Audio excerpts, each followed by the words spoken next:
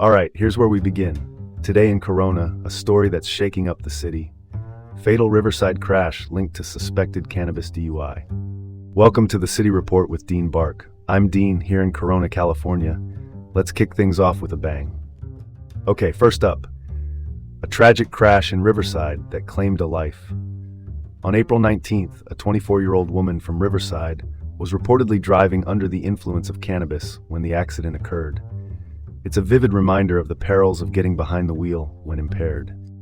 With cannabis use on the rise, thanks to legal shifts, public safety concerns loom larger than ever. Education seems to be the buzzword here. But simply put, folks, it all boils down to responsibility.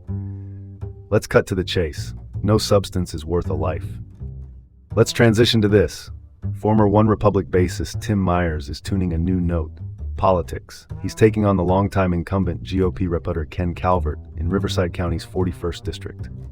Tim Myers, Grammy-nominated and former bassist, isn't just here to strum a guitar. He's here to make political waves, campaigning on housing, environmental issues, and veteran support. It's an intriguing mix, especially with his background as a pastor's son from right here in Corona. Now that's worth discussing. You know, musicians often bring a whole new dynamic to politics, pulling in voters who might tune out otherwise.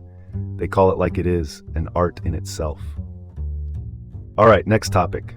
Riverside residents are locking horns with developers over a 49-home project proposed on historic Orange Grove land at Victoria Avenue.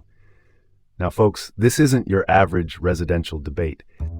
The community's raising an important point about balance, development pressures versus cultural heritage preservation.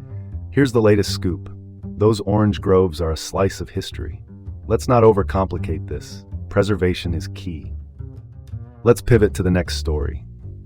Reginald Tompkins, coming from the Corona Norco district, is stepping up to lead the Alvord Unified School District starting May 1st.